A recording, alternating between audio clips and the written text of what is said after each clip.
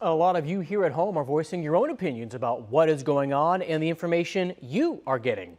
This week, we looked into nearly a dozen men already detained as part of Operation Buckeye.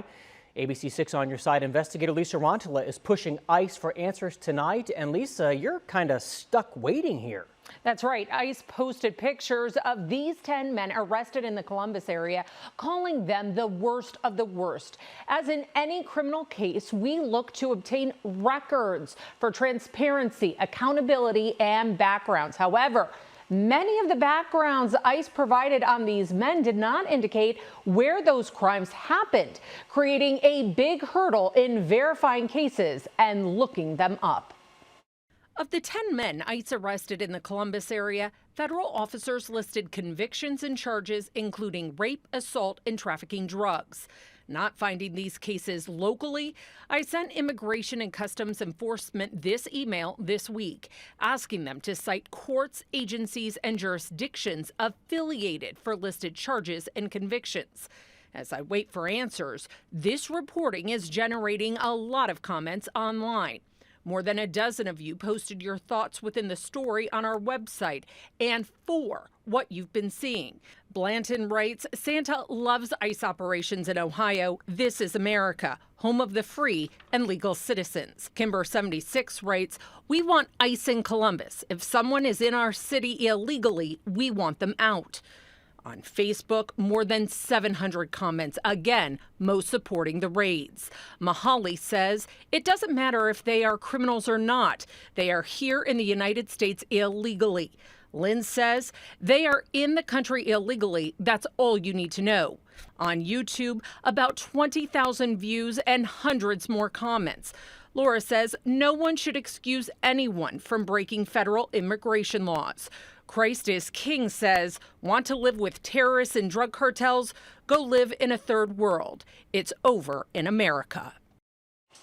Again, from the thousands who have reached out, the bulk say they support what is happening in Columbus and across the country. We will still wait for answers to our questions from ICE. Others who reached out are telling us we should. More of this heated debate coming up at 6 o'clock. On your side, I'm investigator Lisa Rantala. Many of the people detained or arrested in Ohio are going to the Butler County Jail. Sheriff Richard Jones reinstated his 287G partnership with Immigration and Customs Enforcement earlier this year after shutting down the federal contract in 2021 during the Biden administration.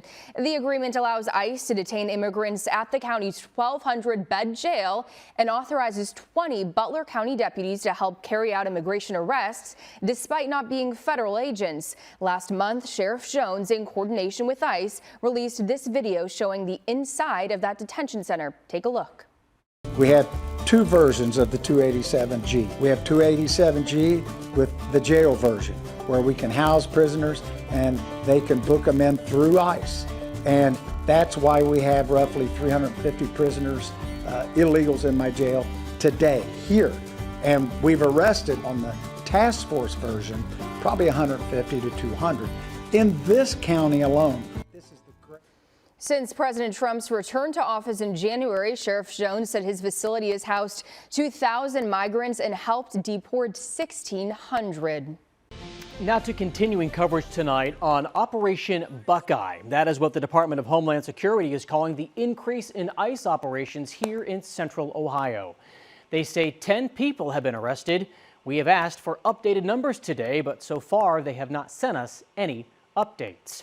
This story has so many of you talking tonight. It has been our top trending story since all this started breaking late last week. Just look here, what is on this monitor. These are just some of the many comments we are hearing from you. So many of you are supporting Operation Buckeye. Since last week, we have launched 2 polls on our digital platforms, including this one right here. And you can see an overwhelming majority of people are saying this operation does not go far enough, or they have no concerns about it. If you want to vote, you can find this poll on our free ABC 6 News app. And we have relentlessly pressed our local and federal officials for clarity on what exactly is going on. Investigator Lisa Rantala is here with what she is asking for tonight, and Lisa, how the community is responding. Mike, like any investigation we start, we gather records. Here, it would be the records of cases cited by ICE against these 10 men to include rape, assault, and trafficking drugs. However, ICE is yet to say where many of those violent crimes took place. We got a good team out here today. A video of Operation Buckeye posted to the ICE Twitter page. We'll see what happens. This week, I sent Immigration and Customs Enforcement this email, asking them to cite courts, agencies, and jurisdictions affiliated with listed charges and convictions against those detained in the Columbus raids or Operation Buckeye. That has generated lots of comments online. On Facebook, Mahali says it doesn't matter if they are criminals or not. They are here in the United States illegally. On YouTube, Caroline says just let ICE do their jobs because they are illegal aliens in the country illegally. While most of the nearly 2,000 comments so far support the ICE raids and the information they know about them so far, others are supporting our push for transparency.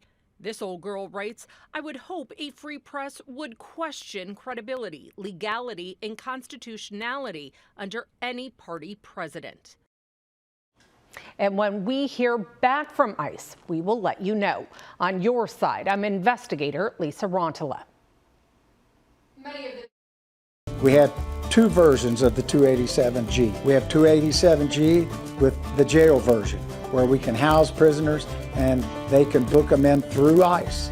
And that's why we have roughly 350 prisoners, illegals in my jail today, here.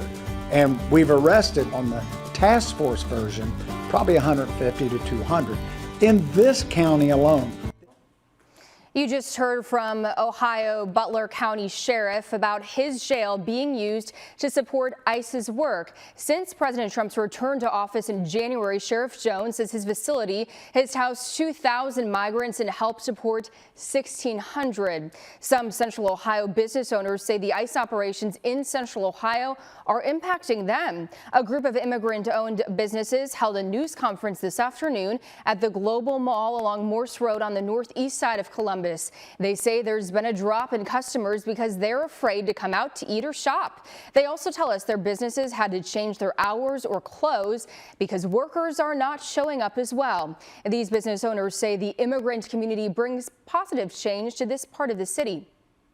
For those of you who are local in Columbus, Ohio, 25 years ago, Morris Road and Cleveland Avenue, the business complex used to be empty. But with the influence of immigrants, we have revived the neighborhoods, businesses. As you can see right now, there's thousands of immigrant businesses across Cleveland Avenue and also Morris Road. According to the American Immigration Council, about 8.3% of Ohio's small businesses are owned by immigrants. Thanks for watching the ABC6 News YouTube channel. Bringing you breaking news, stories, sports, and original content throughout Central Ohio. Make sure to like and subscribe so you don't miss out. ABC6 News is on your side.